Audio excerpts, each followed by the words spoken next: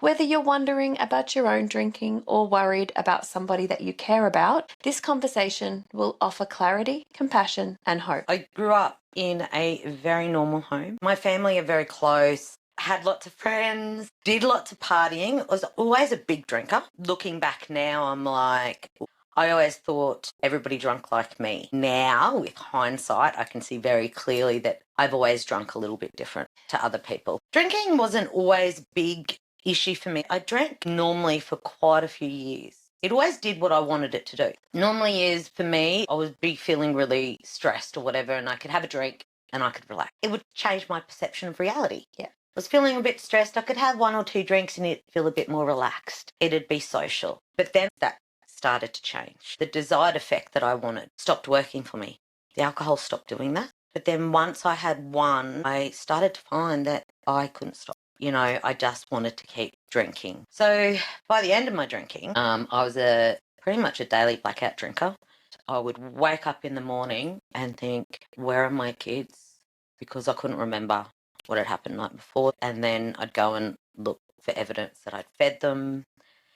I've never been a stupid woman. But for some reason, I just couldn't stop drinking. If I wasn't drinking, I was thinking about drinking. No one ever pulled me up about my drinking. No one. No one actually ever said to me, Benita, you're drinking too much, or Benita, what are you doing getting in the car driving with your kids? You know, everybody has their own rock bottom. I was done. I white-knuckled for 2 months. I managed not to drink for 2 months. No sport. Cold turkey. I just stayed away from everybody and I slept. Like there was nothing. I just slept. I had to go through that physical detox. But then after 2 months, like I was going insane. I couldn't figure out what the hell was going on. I was worse. My head, I was so full of self-hatred and I couldn't figure out what was going on because guilt. I'd stopped drinking. But I'd gotten worse. My anxiety levels got worse. I was scared all the time.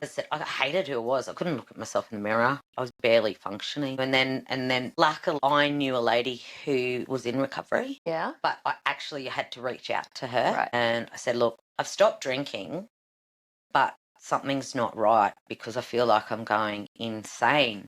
Do you think you can help me? And the message I got back was, I thank God, Benita, I've been praying to hear this from you for years. So I had a phone call within 5 minutes. And then the next day I was at a recovery meeting. Alcoholism is an actual disease and it is genetic. It's on both sides of my family. So I'm in a 12-step recovery. I go to meetings at the moment 2 to 3 times a week. So part of my recovery is that I need to be around other people in recovery because unless you have alcoholism, you can never understand alcoholism. Yeah. So I can tell you that alcoholism is you take away the alcohol and you're left with the ism. And for me, what it is, it's an internal spiritual malady. It means that somewhere in here, there was a hole in here. And in this hole, I was desperately trying to fill it. So then I had to find something else to fill that. And that's the recovery. That's my recovery program.